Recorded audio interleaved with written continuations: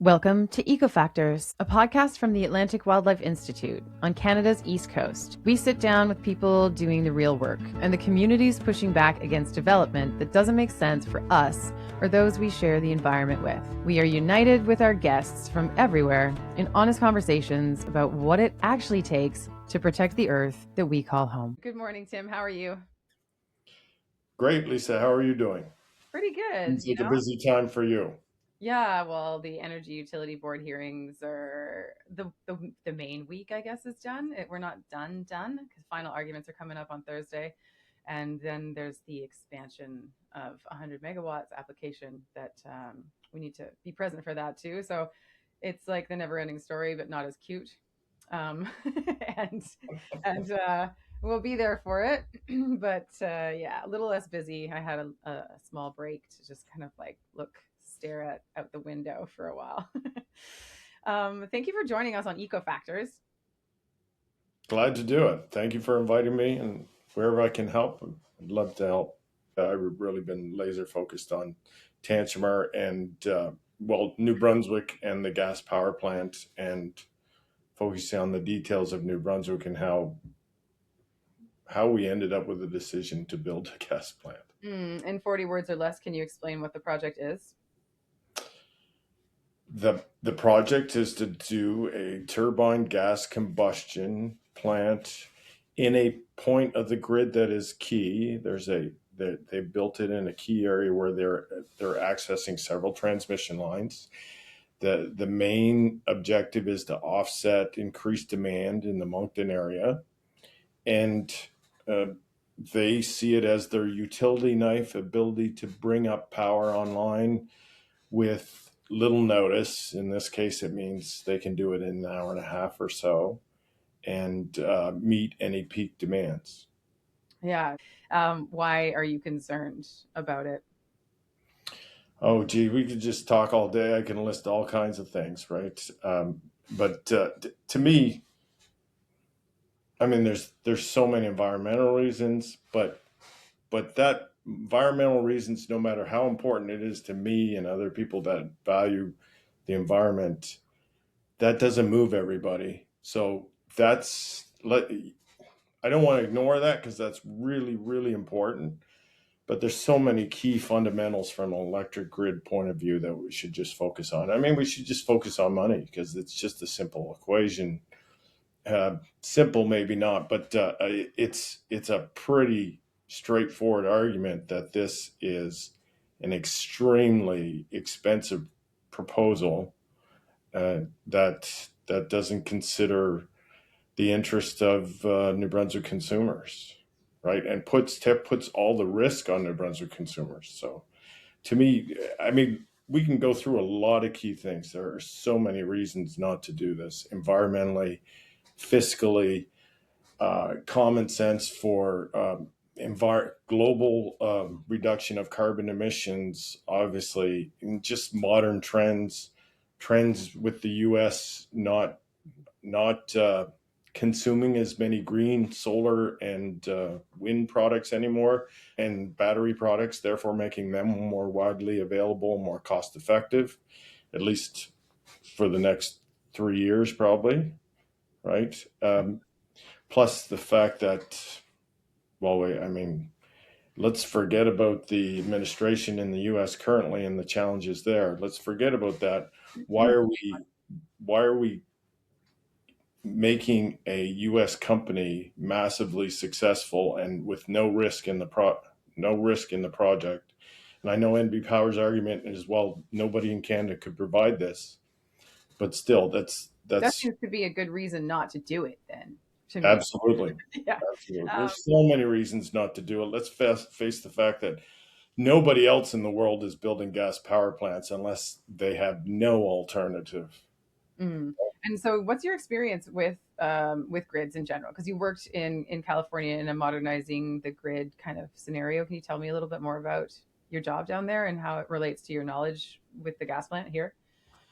Yeah, absolutely. I'm a lifetime technology person, not a lifetime power grid person, but I did spend almost 5 years for Southern California Edison, which is it's the top five largest power companies in the U.S. and therefore basically in the world.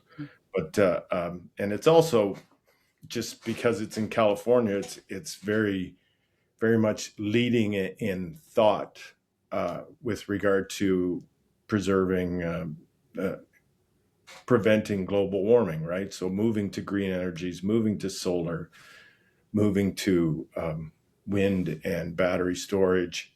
Also, they do a lot of great things around, using hydro generation, which is really interesting. But that's probably not something we have time to get into today. No, but it But is an interesting point that when I was looking up the countries who have the greenest grids, it's usually the ones that also have the biggest dams, and the hydroelectricity is hydroelectrical generation is the major part of their grid and making up the grid components. They're also incorporating batteries into the system, which we can go off on a tangent on batteries, and how NB Power just kind of spent a week pretending that they'd never heard of them before and that they didn't know how they worked and they don't really believe in them. It's like the tooth fairy. But there are other countries who are actually using them as major parts of their grid. And that whole modernization of the grid thing seems to be something that is very like difficult for NB Power. This whole idea of modernism um, is scary for them. You gave a presentation to council last week focusing on, was it demand response? yes, focusing on one aspect of demand response. Really, I mean, you get a 5 minute presentation there. I just wanted to target one and be informational on some of the things, on a specific approach that NB Power could have taken, and are 19 years or more behind substantial leaders in this industry, not just California. I mean, let's focus on Ontario. Let's stay Canadian, and what Canadians can do for sure. And California is a totally different environment. So let's focus on Ontario, and they implemented time of use plans back in May 2006. So I was focused on time of use, what time of use is, and it's called several things. Time of day. It's basically changing the rate plans, and I've got a nice diagram you can include. But it's changing the cost of power based on the time of day. And it does that specifically to incentivize people to consume power when optional consumption of power, whether it be your wash machine, your dishwasher, your cooking. If you can move those things around, then and obviously an electric car is a great example of that. But it doesn't relate to most people because most people don't have an electric car.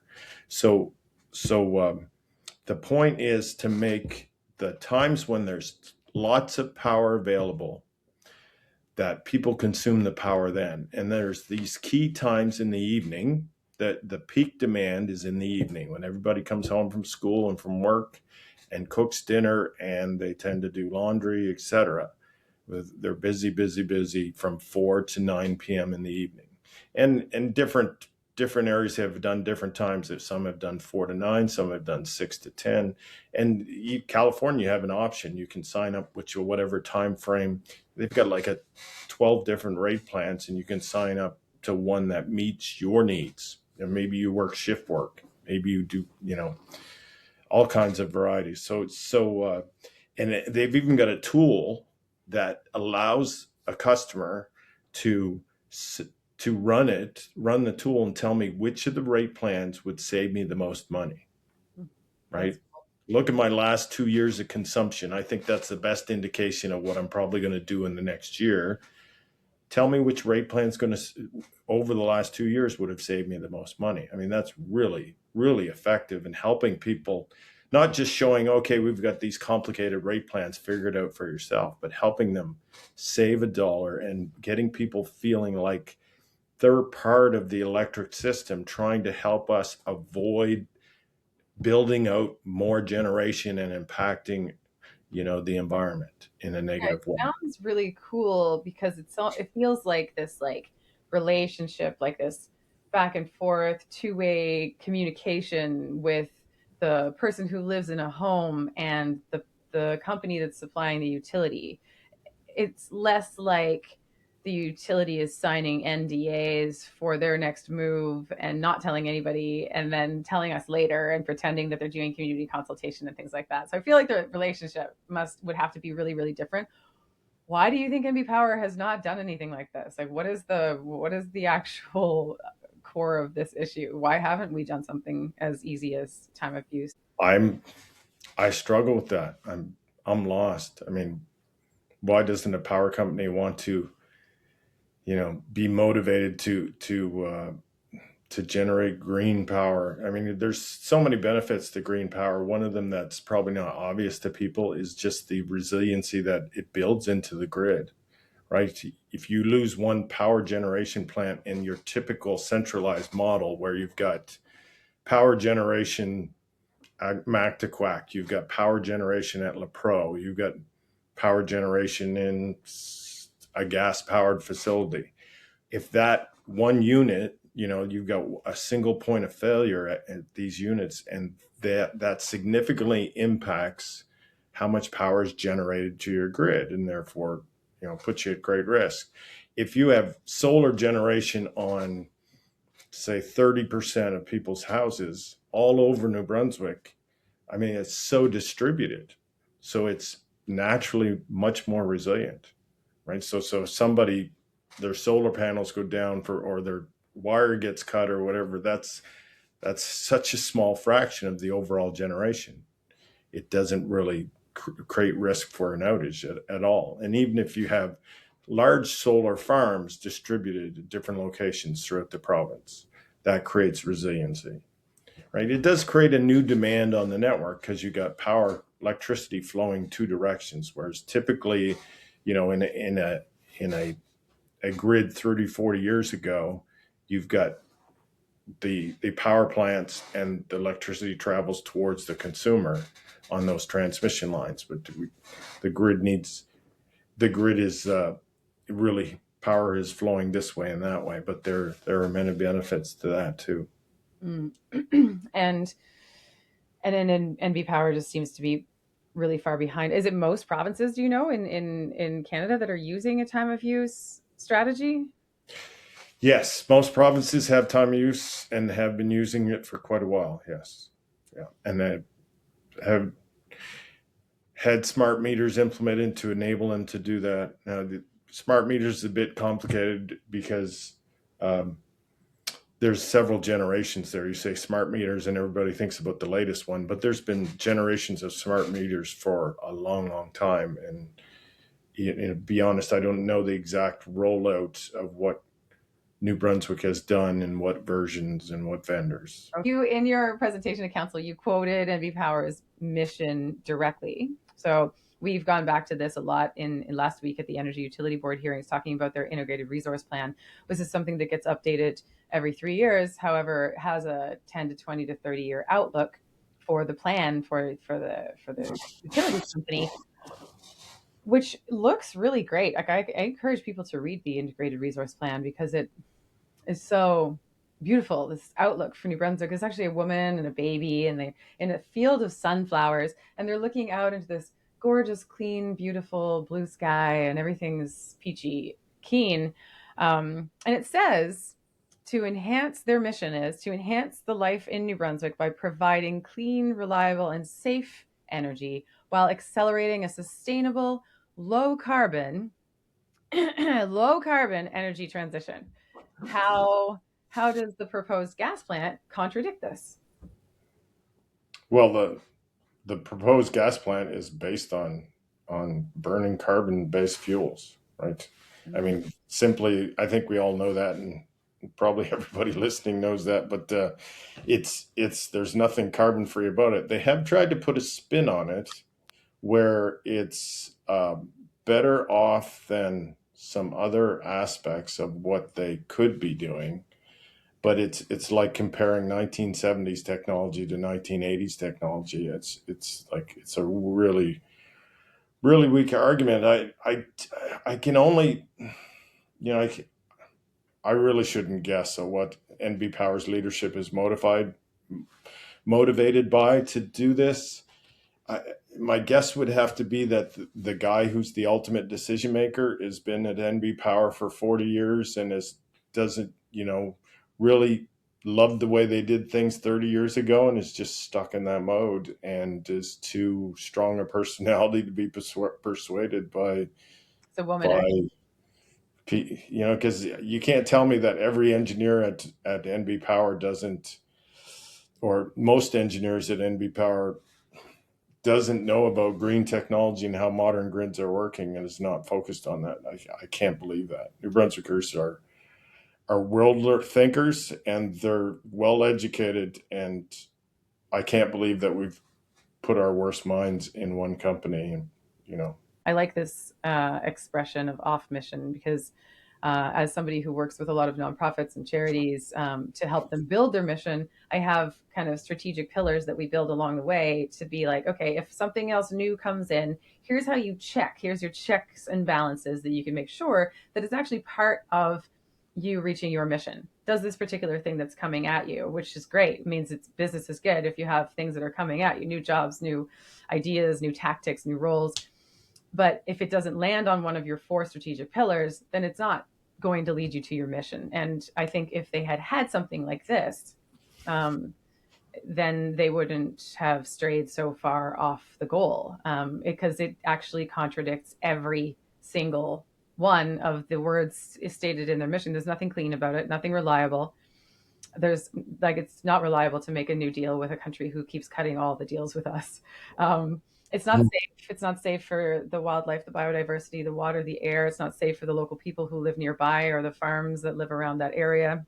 It's not safe to drain our wetlands, which is one of our only protecting agents against wildfires, and also flooding. It's definitely not safe. It's not sustainable, and it's not low carbon, and it's not an energy transition at all. It's actually like riding a dinosaur.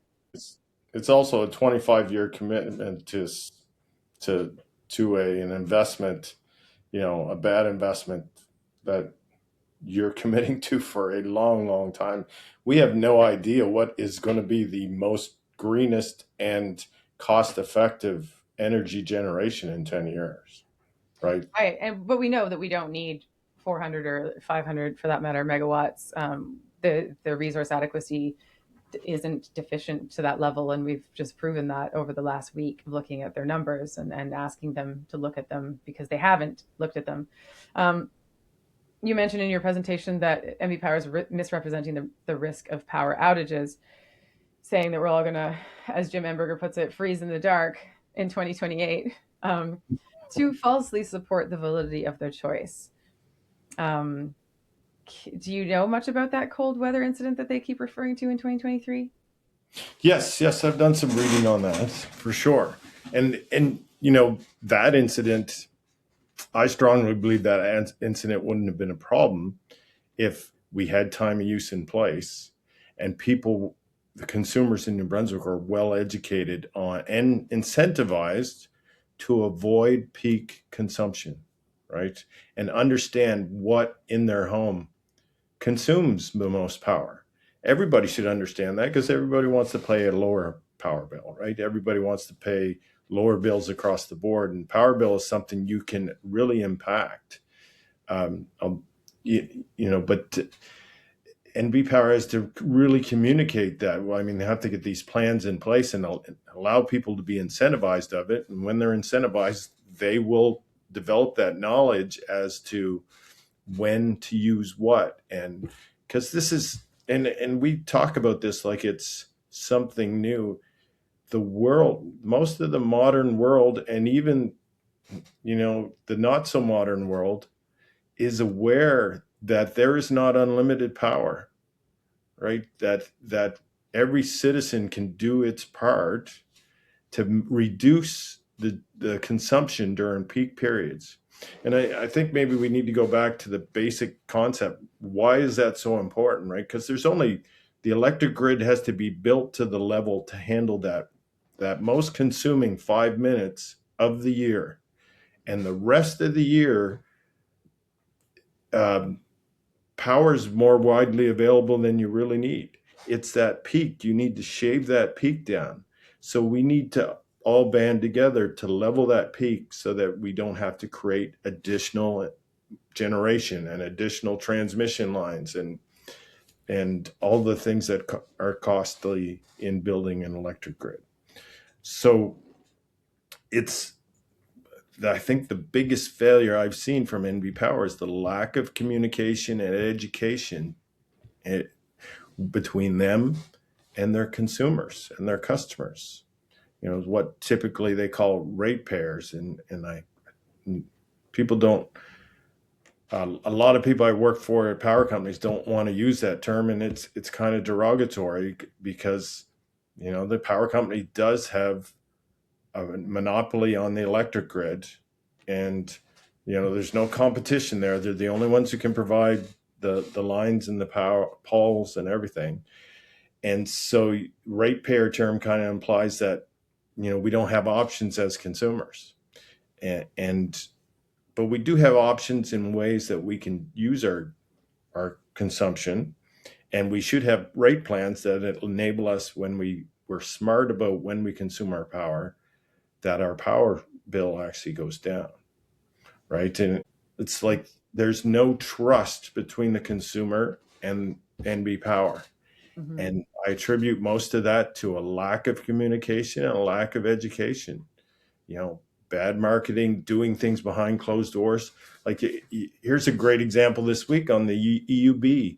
Their NB Power started on Monday, focused on, here's the information that's private and we can't share with you.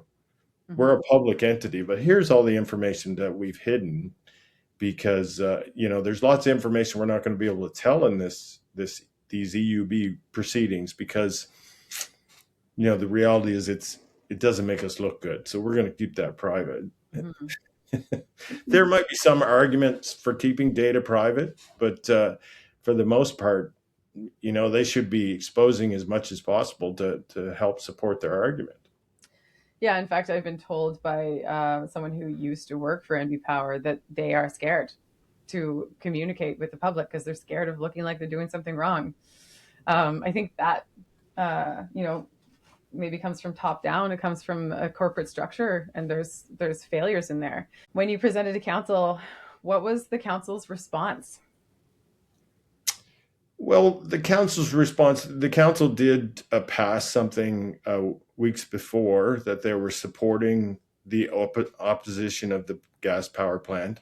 It wasn't a unanimous vote. I think there were still 2 votes against it. But so their main response was, "Oh, you're preaching to the choir here," and that's and that's fine, and that's really good.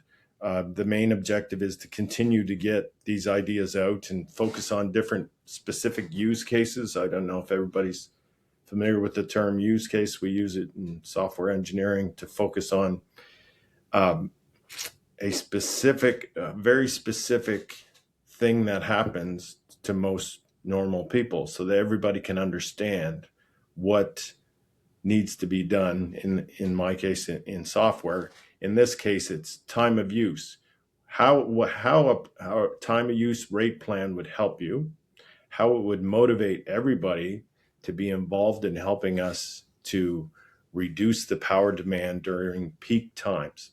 And I don't know if everybody knows, but peak times are in the evening, as I started before. But here in New Brunswick, the peak times are also, it's very seasonal. It's December, January, February, when it's coldest, when people put their power on. So one example that we could use to avoid, you know, a power outage is when we tell you that there's a peak demand, please don't fire up your baseboard heaters. If you have the option, use wood or pellet stove or what for your principal heat generation during that time. Because when it's severely cold, right, a lot of us are relying on mini splits, and once it gets below 20 degrees centigrade, a mini split becomes fairly an air to, you know, an air mini split between air on the outside, heat pump that's using air conversion, which is what most people have. right, Mm-hmm. is not super effective, Mm. uh, because the air that they're trying to convert to heat is just so cold. Yeah, Uh, so we have these different peak times. We have like daily peak times between 6 in the morning and 8:30 or 9. And then we have evening peak times, which are like 5 when everybody gets home from work till about 8 because they are cooking dinner. In the morning, it's like hot showers, turning on laundry or dishwasher, as you mentioned. And then in the evening, it's like getting home, cooking, turn the TV on, watch the news, whatever. But then, like you said, we have annual peak times, which for us is in the winter, usually in January, February, and then possibly March. And and that if there was better communication, that would be nice. But when you mentioned to council, and you kind of finished, the mayor had something to say about. I'm gonna insert the clip. I, uh, I like that at the beginning of the presentation and towards the end, you talk about how NB Power is behind by 20 years. This was one of the first conversations I had with NB Power when they approached the CAO and myself to tell us after they released it in a press release that the gas plant was a possibility of being built.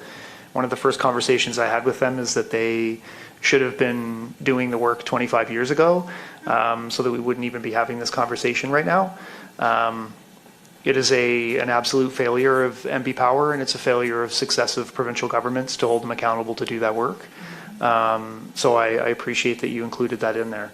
Do we feel like they could be doing more? Is there something else they could do? They mentioned you should maybe get in touch directly with NB Power. Did they give you contacts for that? What's the next step? well, I'm more than willing to reach out and talk to people at NB Power. I did collect a couple contacts of nice young men working for NB Power on the January 14th meeting at Mount A at Crabtree, where Brad Cody presented to the public, and that was a really well done presentation. Brad Cody's a very good speaker. He articulates well. I don't agree with his arguments on justification for the gas power plant, but high respect to him on his ability to put a good presentation together and to inform the public. And great job of the public in Sackville to turn out to that event too. So, I'm more than willing to communicate with all the powers that be to try and make an impact on this. But I mean, elected officials for the town of Sackville shouldn't be looking for me to lead them. There must be something we can do.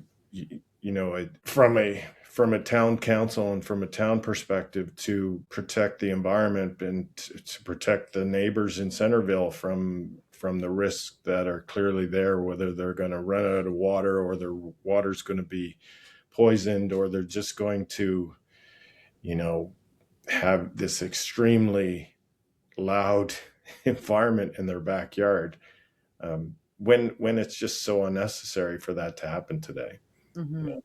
We have wind and solar in New Brunswick has just not been implemented to the amount it really could be. We do have open spaces for solar farms. We have and they can be implemented where they don't impact the wildlife in a substantial way. We have tons of wind that we should be harnessing, right? So there's just so many good reasons to justify looking at this in a modern way, and instead of rushing a bad 25-year decision. Mm-hmm. So, do you know if there's anything that like your neighbors or other residents could do that you feel like they could be doing more? Well, I think we need more people to show up for things like at the EUB on Thursday. We were outside holding signs, and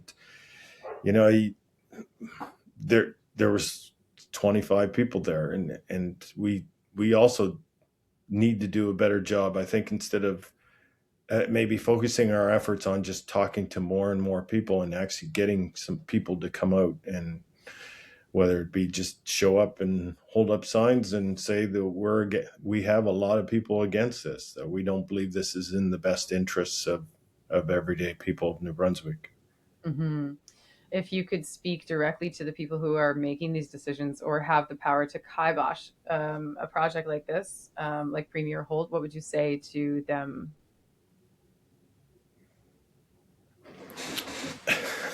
I would just implore them to think about their grandchildren too, right?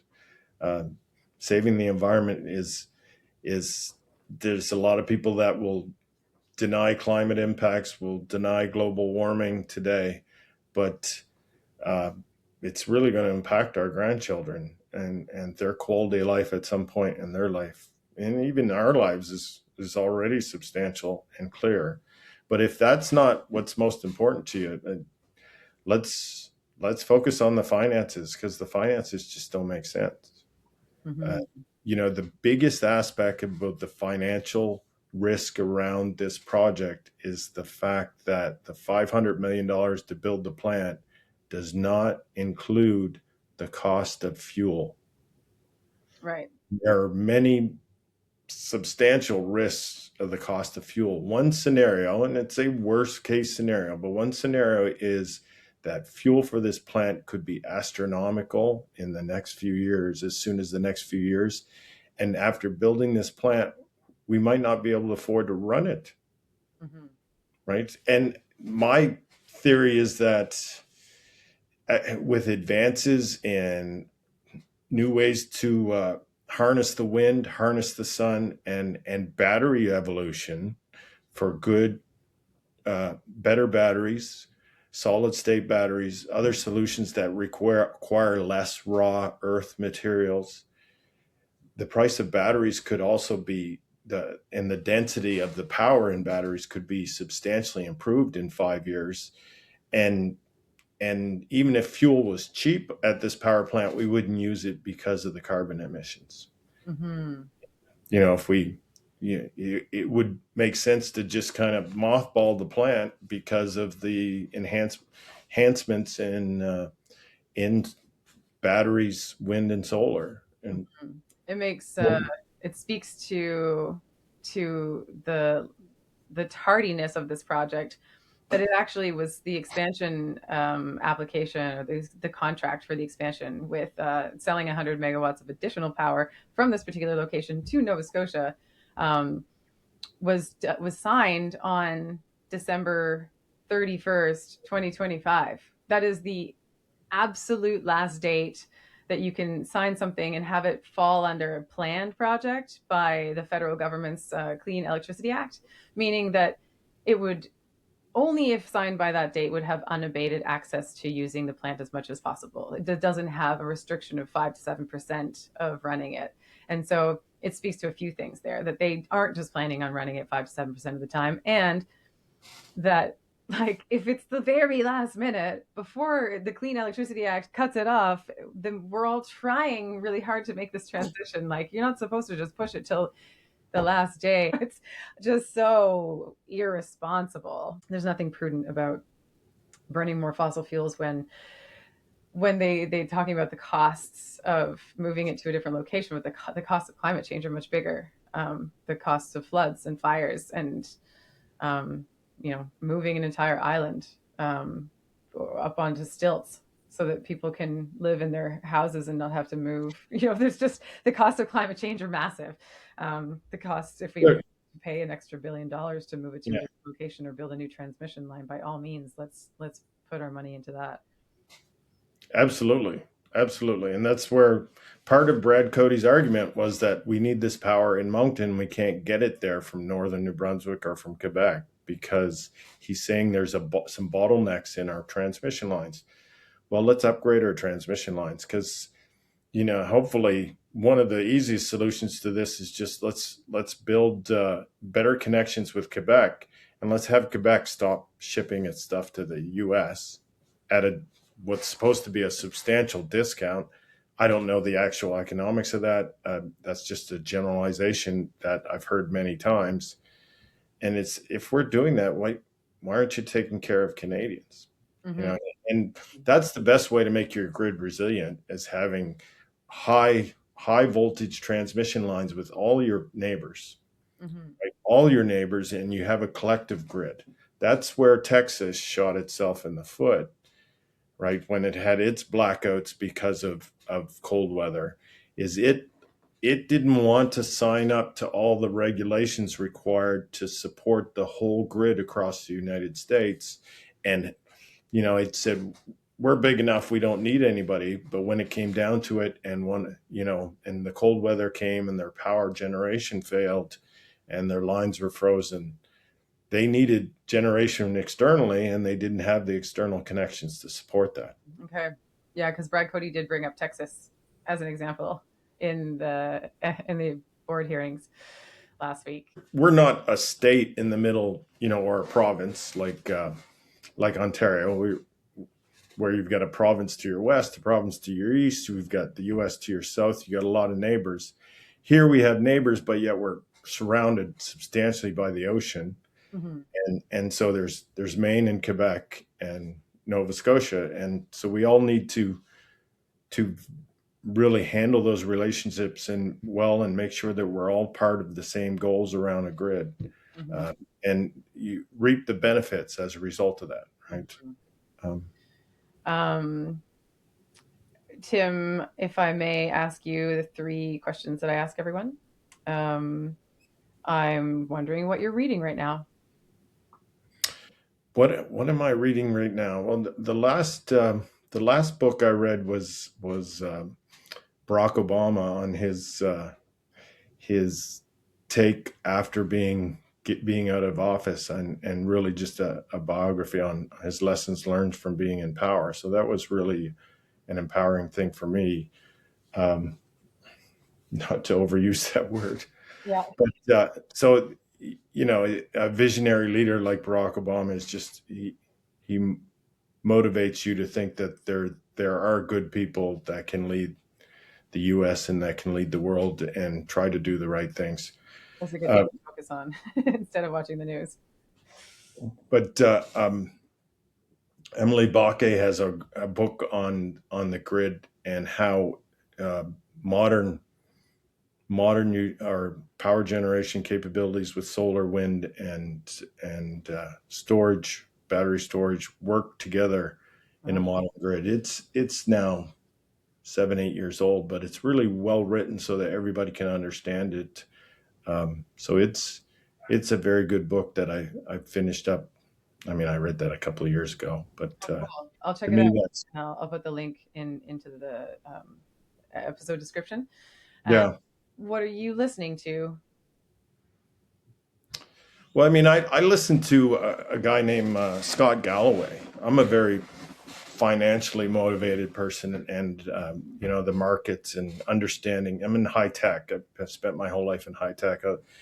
I was in grid. I probably didn't describe this well enough. In grid modernization for Southern California Edison, I was responsible for the teams developing software projects to help us plan for the grid for Southern California Edison. So we did a lot of software development, large scale products for planning the capital outlays on the grid to add more substations and more transformers where they need be, so our grid could handle growth in power consumption, but also the modern infrastructure of two-way electricity. That's solar on the grid, solar on the house stresses the grid. So making sure we're continuing to invest in areas of the grid to make it resilient and to make it modern so that it handles modern generation. Back to finances, I listen to a lot a man named Scott Galloway. He's got several podcasts. One of them is called Prof G Markets, and he's a thought leader when it comes to the distribution of wealth between the rich and the working class, and how to invest today, invest in technologies. But really, he's quite a philosopher. He's spent some time as a professor at New York University, and he's quite an outstanding individual. And he pulls in all kinds of people that either don't agree with him or agree with him, and it's just a wonderful informational podcast. Oh, cool. So I really focus on that uh, and many other things, but we don't have enough time to go into all of them. Yeah, I feel that I always, people are like, you answer your own question. I'm like, I can't. This is why I do the asking, because I would have too many answers. Um, and my last question is, if you could interview anyone in the world, who would you talk to, and what would you ask them? Oh, well, I mean, I'd talk to Susan Holt and I'd ask her, why is it okay for NB Power to do blunder after blunder after blunder? Some people have told me there's been some accountability, that some people have been held accountable at NB Power, but that's not what I'm seeing. I'm hearing about people who can make bad decisions because they aren't held accountable, right? And unfortunately, in power companies, at times you get the climate where the thinking, the traditional thinking of, you get a job there and you're going to be there for life, but that doesn't mean that doesn't mean you can't be a continuous learner and continue to innovate on operational excellence. I mean, Southern California Edison was phenomenal in communicating its values, not only to its customers, but to its employees, and making sure everything we did was motivated to creating a greener environment, generating green power, right? And just an environment where we continuously learned and continuously innovated to drive costs down and make power generation or power transmission and power delivery to our customers more efficient. Mhm. That's just Operational excellence is the mhm. key word that they use. Words. Mhm. Amazing. I think that's a perfect place to end, unless you would like to add anything else. No, thank you for your time. I really enjoyed talking to you, and you've really made me think about several things and perspectives that I haven't dug into. There's so much to of this. There's so much involved when it comes to a power grid. There's different perspectives on how things should be done for sure. But my continuous learning is I've always enjoyed learning new things, and you've helped me to think about things in a different way and to learn things. And so have all the great people at Seniors for Climate in Tantramar. You've got some real thought. We've got some real thought leaders here, and a lot of people that are passionate about the climate. Making sure that we have a great climate to live in for many decades and many centuries to come. And I thank them for motivating me to do what's right for the people in New Brunswick and try to help out any way I can. That's right. I always say about this project that good job, NB Power, because you put it in. If you put the proposal right in the exact spot where it makes a perfect social and environmental justice campaign. So we'll maybe put it into a book someday when it's all over and we've won. Absolutely.